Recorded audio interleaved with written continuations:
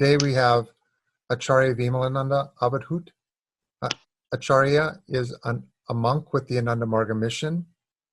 He has dedicated his life to serving humanity in many ways. He is currently a member and a founder of the Microvita Research Institute in Germany, and he has the fortune of being on the Microvita subcommittee research section specifically as well, that was started by the founder and preceptor of the Microvita theory. I welcome Dada, welcome Acharya. Thank you for joining us. You're welcome. Thank you. My greetings to all of you. Dada, since we have you here online, I would like to ask you a couple of questions because, as I understand it, the microvita theory is a vast topic, and I think it is important to break it down. So my first question to you would be, what is microvita? Oh, thank you. Naturally, this is the first query one gets when one hears the name, the term microvita. Yes, it's a new concept. Microvita explains the whole cosmology. Ever since the beginning of civilization, human beings always had search and question haunting their mind what this universe is around us, what it is made of. And this is how science has started working to understand the world and the matter better in order to live better. So Sri Sarkar, P.R. Sarkar, he gave a altogether different approach to seeing the reality around us.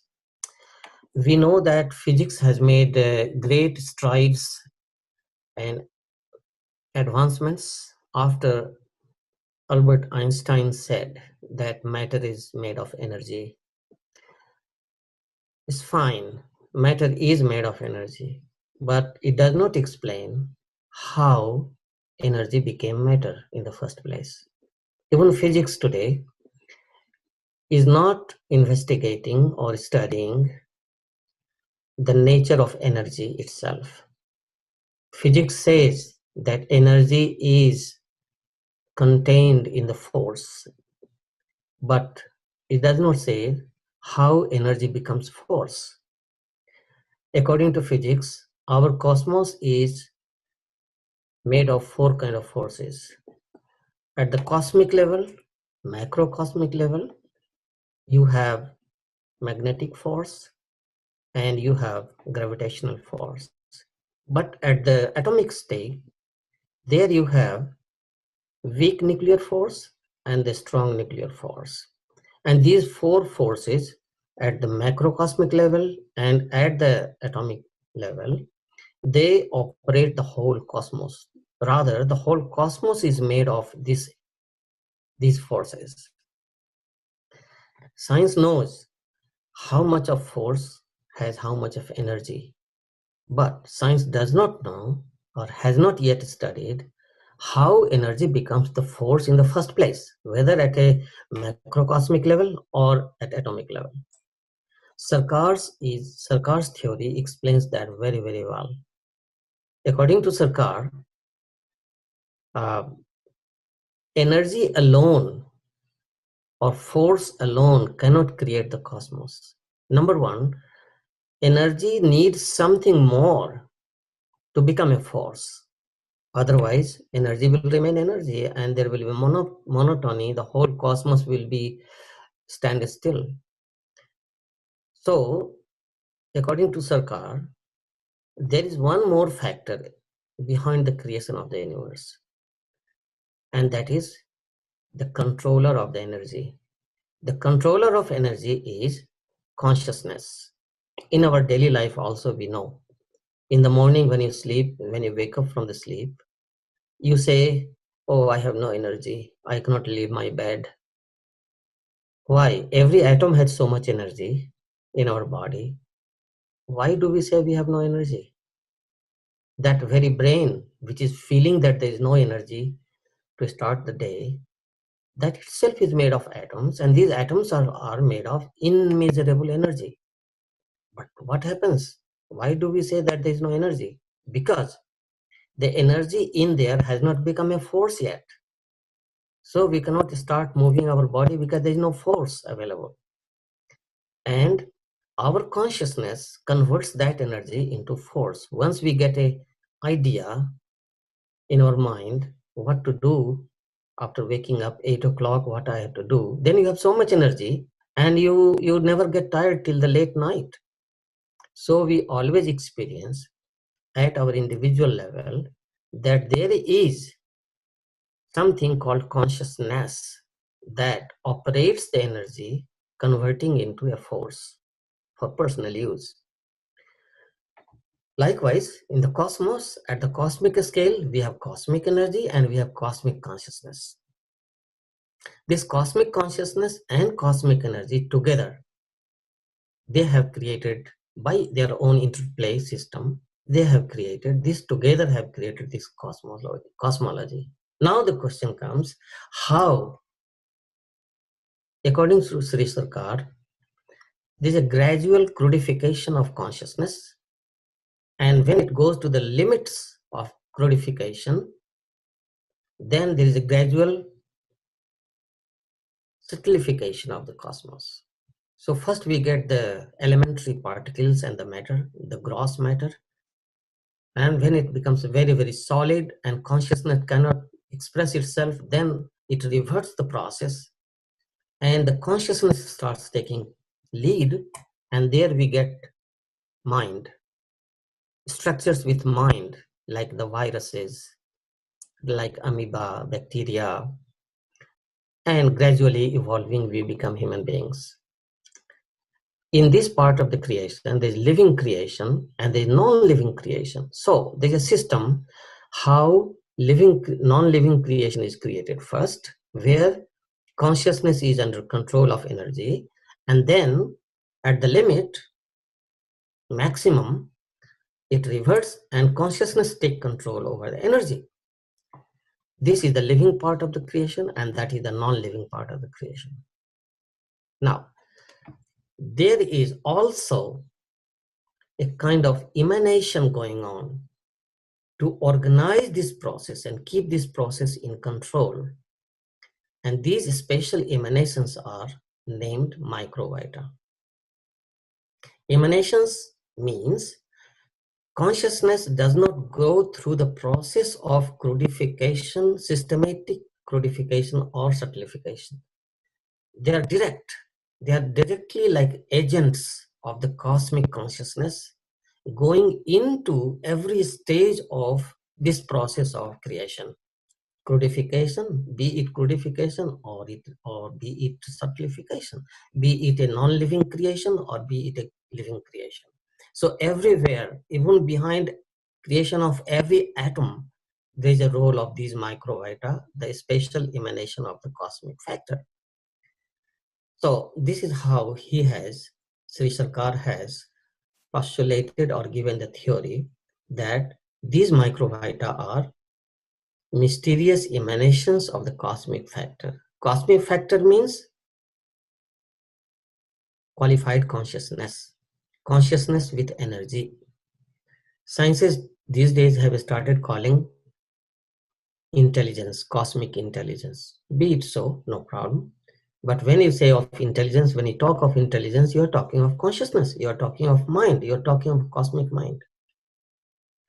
So these microvita are not in the process of systemic crudification or subtlification, rather they are direct agents of the cosmic intelligence coming into the non-living portion of the creation or as well as the living portion of the creation.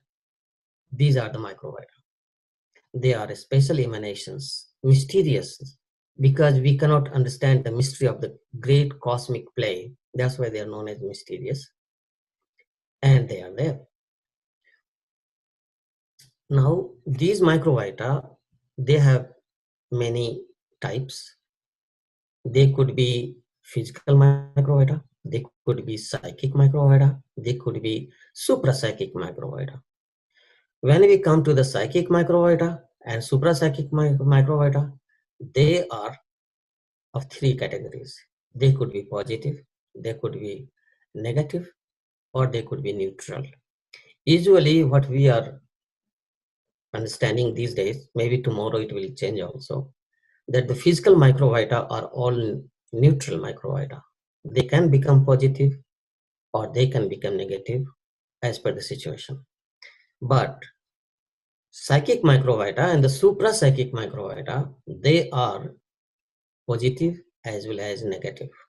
Positive in the sense, the microvita which promote psychic abilities and suprapsychic abilities, psycho-spiritual abilities, these microvita are positive. And microvita which is pro-matter, they are negative. When you talk of positive and negative here in this context, they are not opposite of each other, rather they complement each other. Like we have mind and body. Our mind is made of positive microvita, our body is made of negative microvita, but they're not opposing each other, they are supporting each other. Likewise, in every structure, the total number of positive microvita and the total number of negative microvita, they will be in harmony. They will be complementing each other. So the negative microvita in any organism is the objective counterpart of the psychic build of that organic structure or the mind of that unitary biological structure.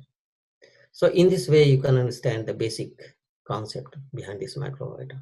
Then there are details. That is a subject of research, and that's what we are doing at the Microvita Research Institute.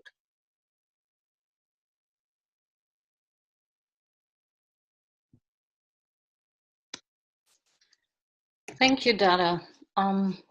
That was very helpful for us to get an idea what microvita is all about. My second question to you would be, how can we attract positive microvita in our personal life? Interesting. You see, these microvita are very mobile. They're never static. They are agents. And when you say they are agent, I mean, when Sri Sarkar is saying they are agents of the cosmic factor, agents means they are always at work. So when they are at work, they are mobile. Now, when they are moving, then they must have the medium, how they move, where they move. So they move on inferences like sound waves, light waves, taste, smell, touch. So you might have noticed, for example, suppose somebody is in despair, situation of despair, and he's just thinking or she's thinking the total hopelessness before the person. Now you will notice that a friend comes and pats him or her from behind on her shoulder, and then the person gets a new hope. Simply by touch at the shoulder, a pat, a gentle pat, one gets a lot of new perspective and hope in life. Now, this change from despair to hope by a touch, can it be done by a machine? Of course not. So this touch is transferring some particles of consciousness, ideas from one person to the other person. Suppose there's a debate going on. In that debate, there are so many types of arguments being presented. Then comes the time to vote. And a friend looks into the eyes of the other friend, and they know each other where they are going to vote. Others don't know what they talked. Simply by looking at each other, they already conveyed some message. So you see, with light waves, some message is being transferred from mind to mind. See, so this is how positive microvita and negative microvita help organize things between individuals in their personal life or in the collective life. These positive microvita are pro-psychic. And pro-psychic means when one is more thoughtful into psychic world or into supra-psychic world, psycho-spiritual world, subjective area. The more subjective you are, the more positive microvita is at work in your system. And more materialistic, consumerist mode you are, the more your mind is going into the lower baser propensities. Eat, drink, and make a mess of life. This kind of propensity, and one becomes very busy in there. So positive microvita and negative microvita, they influence our life in this way, that either they make us become more intelligent, more talented, more thoughtful, more opinion maker, more generous, more gentle, and more kind to each other, or they become more selfish, more analytical, more argumentative, more quarrelsome, and. Remember one thing here, there's a theory according to when we are doing the research. Matter is analytical. When mind becomes pro-matter, one becomes more analytical, more quarrelsome, more political, and more damaging to each other, more selfish. And when you are in positive microvita influence, then you become more kind to each other, more understanding amongst each other, more rational, more social, more natural, and like that, more humane. So you see, this is the way they influence our personal life and our collective life too. Thank you, Dada. My last question to you would be, because this is right now very in the forefront of everybody's mind, everybody's trying to find ways to bring a solution to the expansion of the outbreak of the coronavirus. And having that in mind, I would like to ask the question, can microvita be applied in the medical field? Yes. Definitely these microvita are going to be applied in medical field. Actually, even today they are being applied, but they are being applied not as a science yet. They are always at work, as I told you in the very beginning, that these microvita are the organizers of the world of matter as well as the world of intelligence. They are the ones. They organize all these worlds. They help us organize all these worlds according to our intention, motivation. So even when you take the medicines, chemical medicines per se, even then the negative microvita are at work. In medicine, the science is that negative neutralizes the negative.